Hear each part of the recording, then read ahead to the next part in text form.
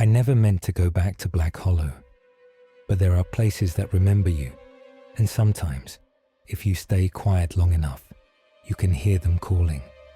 I got the letter on a Tuesday morning. No return address, just a heavy envelope sealed with wax. The imprint of an eye in the center, the kind of thing you don't see anymore. Inside was a single sentence. "It's waking up again." That was all it said. No name, no explanation. But I knew. I hadn't thought of Black Hollow in 15 years. Not since the summer I turned 17, when everything went wrong. When we lost Miriam. Back then, we were just kids. Me, Miriam, Cole, and Jeremy. We used to play in the woods behind the old quarry. That place had a reputation, of course. Every small town has one. Ours just happened to be a dead hole in the earth that drank light and whispered your name when you got too close. We called it the Eye because it looked like something watching you from below. Black stone around the edges, smooth as glass, and water blacker than ink. No ripples, no sound. Just a still, perfect circle about 50 feet across. Nobody ever swam in it. Not really, not twice. We weren't supposed to be there, of course. Our parents warned us. The town had rules, old ones. Never step past the silver birch, they'd say. Don't go to the hollow after dark. But rules are just stories adults use to scare kids, and we were stupid and brave and curious. That summer, it started small.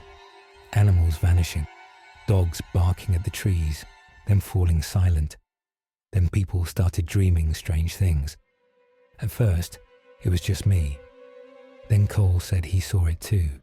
Eyes in the dark, wide and unblinking, watching from the hollow. Not following us, just waiting. Miriam was the first to say it aloud. "I think it wants something." I remember her voice exactly. Calm, as if she were stating a fact, not some childish fear. She'd always been the brave one. She wasn't like the rest of us. Where we saw something terrifying, she saw something sacred, something worth understanding. So we went deeper. It was August 3rd when we returned to the quarry at night. Full moon, pale mist rising from the trees. We brought flashlights, snacks, and Cole even brought his dad's old camcorder. Thought we'd catch something, document it, prove the hollow was more than just a story. We sat around the rim of the eye, waiting. At exactly 2:07 a.m., it opened. No, I don't mean the water shifted. I mean the hollow opened. The black surface split down the middle like a pupil dilating, and from inside it, something looked up. Not a creature, not a face, just a presence, a void. I could feel it moving inside my mind, rooting through my memories like fingers sifting through soil. Miriam stood up. I told her to sit down, to stop looking. She didn't listen. She said something I didn't understand, some language that wasn't English, wasn't human. Then she stepped forward, just one step, over the edge. She didn't fall. She was taken. There was no splash, no scream, just silence, like the moment after thunder. We ran, never looked back, never told anyone what happened. We said she wandered off. Police searched for weeks, found nothing. After that, the dream started. Every night the same vision, the eye open and waiting. A voice, hers maybe, or something pretending to be, whispering from beneath the water, calling my name. We all tried to forget. Jeremy moved to California. Cole dropped out of college. I buried myself in work and cities and noise, anything to keep the silence away. And then, 15 years later, the letter came. I didn't want to go, but the dreams were back, stronger this time, sharper. And this time, they weren't just whispers. They were instructions. I arrived at Black Hollow on the evening of July 1st. The town hadn't changed much. Same tired gas station, same crooked church, same sense that the sky pressed a little heavier here. The locals didn't recognize me, or pretended not to. I didn't blame them. The woods were quieter than I remembered, as if even the wind didn't want to disturb what lay ahead. I followed the old path, past the silver birch that marked the boundary. You don't forget a place like that. The eye was still there, unchanged, still black, still watching.